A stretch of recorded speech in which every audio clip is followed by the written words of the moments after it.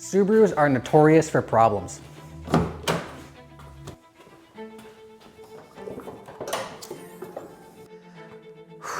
This is gonna be a real problem. This is the rundown.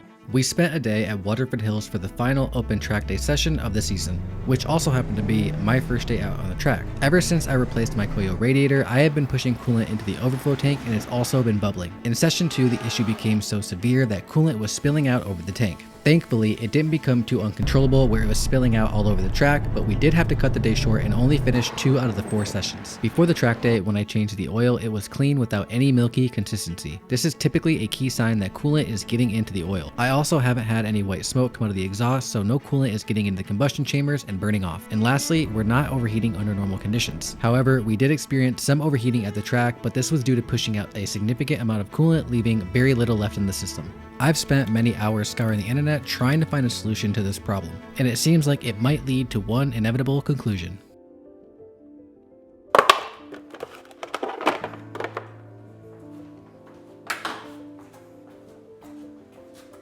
So we've established 3 facts.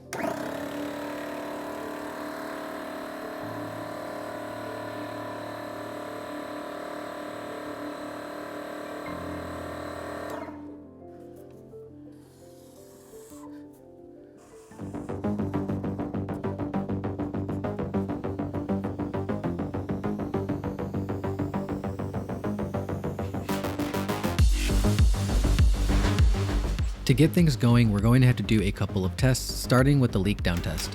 Not only will this show if the engine is holding pressure, but it'll also tell us the condition of the valves and how much pressure is being lost. Oh, how I love Subaru spark plugs.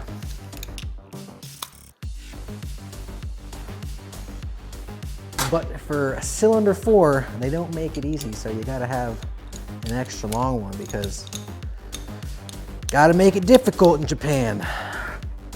This is a leak down tester. I've gotten all the spark plugs out and I'm finding top dead center on the cylinder that I want to test. I hook up a hose to it and then I send 100 PSI of air into the cylinder.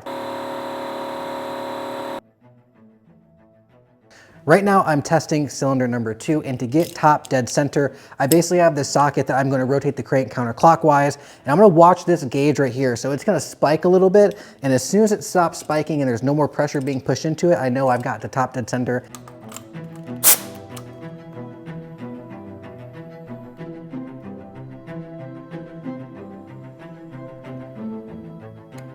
What I'm basically looking for is any bubbles that are gonna come out of the coolant reservoir. That's gonna tell me that there is a little bit of a leak in the head gasket and air is getting in there. If I see bubbles, I know there's a problem. If I don't see bubbles, then I don't know.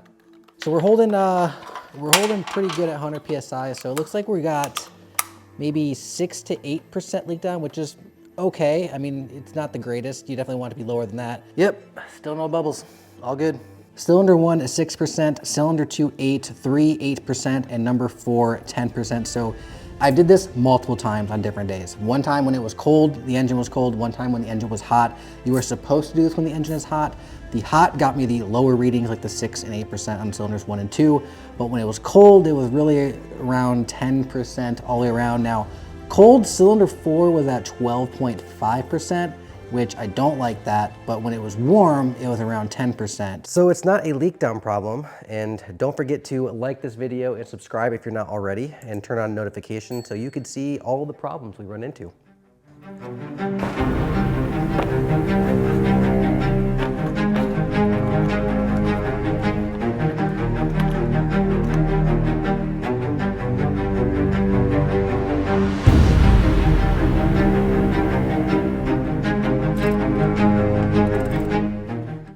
So I'm just looking for anything out of the ordinary, maybe coolant that was seeping in, or if there was a crack, a small crack in the wall. I mean, there's normal buildup. The sidewalls have good cross hatching, but I don't see anything out of the super unordinary.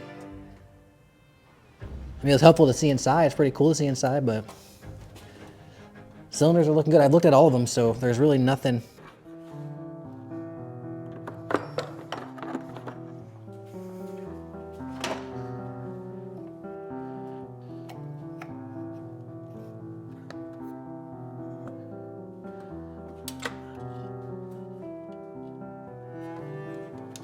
So it's been pressurized for about 5 minutes now. I've been looking around trying to see if there's just any noticeable like small leaks. Nothing that I could see, and it's still holding pressure. I'm probably gonna bump it up to 14 or just under 15 to see if it'll, and then just wait for like 20 minutes. If it's holding, then there's really obviously no leaks in the system.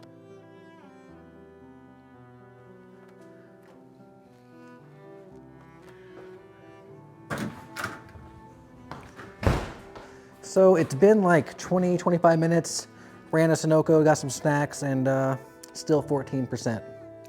It is holding just fine.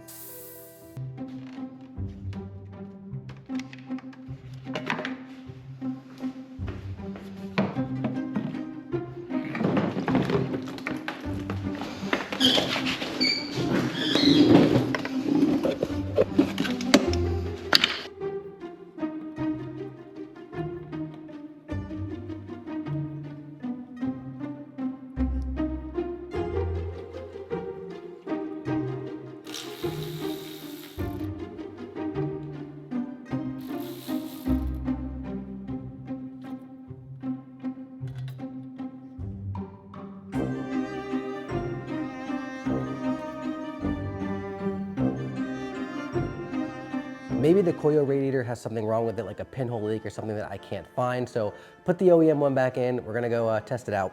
Ultimate test here, heavy boost. Oh, it is so fun though, oh my gosh, just that sound. It's got enough power. I wish my STI made this power. I'll leave it at that. Maybe if you subscribe, I will add that power to the STI. Oh, pole number 2.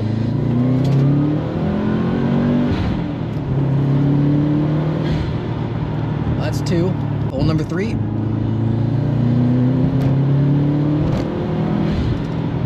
It looks like we are peaking at 18 pounds of boost, and for the nerds out there, 18.08.